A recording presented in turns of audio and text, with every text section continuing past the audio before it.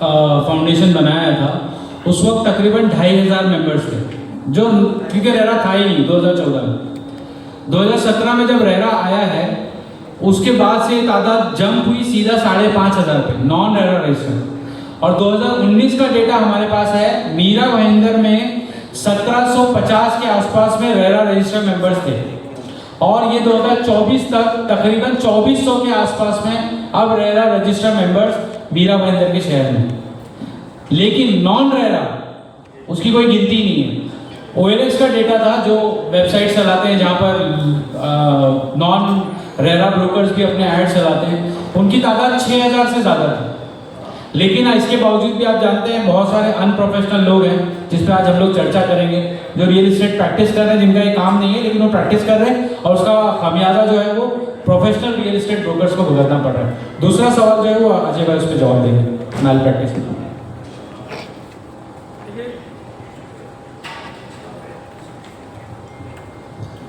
जैसा कि आपने बताया कि यहाँ पे ऐसे बहुत सारे चैनल पार्टनर्स, हमारा पूरा फैटर्निटी यहाँ पे बैठा है, बहुत सारे इसमें से किसी से भी गलती जो हो जाती है उसको तो हम लोग कोशिश करते हैं कि उसको रेक्टिफाई करें, उसको समझाएं और उसको वापस से अपने फैटर्निटी के लिए काम करने के लिए अलाउ करें। लेकिन ऐसे बहुत सारे लोग हैं जो जानबूझ के इस तरीके की मस्ती करते हैं। उनके लिए हम लोग, हमारी पूरी एसोसिएशन, पूरी फेडरेशन उनको बाइकआउट करती है। हम लोग 1-2 बार चांस भी देते हैं उनको कि भाई अगर हो सकता है कि किसी मजबूरी में ऐसी कोई बात हो जाए, लेकिन अगर कोई क्रिमिनल चीज़ों में अगर इन्वॉल्व है तो उसको हमारी फेडरेशन बिल्कुल सपोर्ट नहीं करती, और हम लोग उसको कोशिश करते हैं कि उसको और पूरी तरीके से एक्सपोज करें, ताकि आने वाली जो पब्लिक है उनको कम से कम उनको मालूम पड़ना चाहिए कि ये आदमी किस तरीके का काम कर रहा है मार्केट में, उसके साथ काम नहीं करना चाहिए।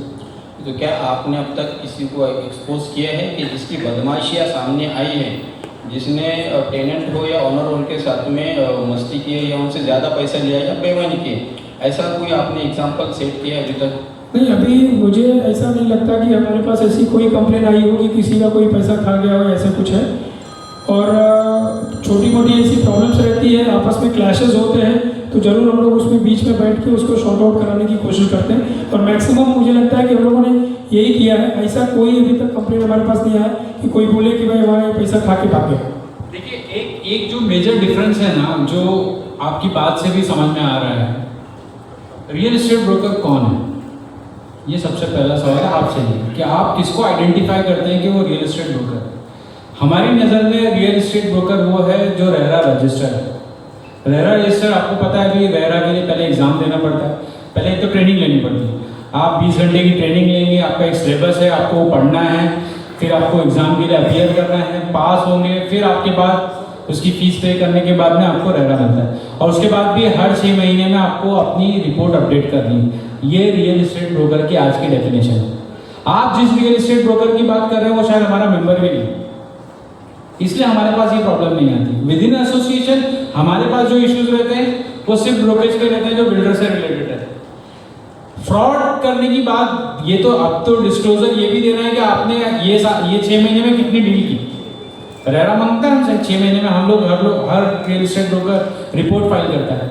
तो ये, और जहाँ तक पिनलाइज करने की बात है, क्या आप पिनलाइज, तो इंडियन कानून खुद मौजूद है, ये तो एक 420 जैसा मामला हो जाता है। तो 420 के लिए तो ऑलरेडी पिनलाइज कर रही है, 420 जैसे कलम मौजूद है, उसके लिए पुलिस ही खुद ही एक्शन ले लेती है। तो हमारा बहिष्कार करना तो बहुत सेकेंडरी स्टेज हो जाता है, पुलिस उस पर कंप्लेंट हो जाती है। और जहाँ तक ऐसे लोगों के बीच में आती है, तो हाँ, हम लोगों ने एक प्रोविजन रखा है। हम लोग कभी कभी ऐसा कुछ होता है तो कुछ लोगों को हम लोगों ने नोटिस दिए हैं कि आप इसका कारण बताएं कि आपने क्यों किया। लेकिन इस तरह की दगा देने वाले मामले वो विद इन ए मेंबर हमारे पास कभी नहीं है। हाँ, कुछ वायलेशन हुआ है, उस पर हमने सिर्फ शोकॉज नोटिस जैसी चीज़ें की हैं, और उसके बाद आदमी ने रेक्टिफाई किया है और वो चीज़ें ठीक हो गई हैं। ये हमारे पास में इतना तक हुआ है।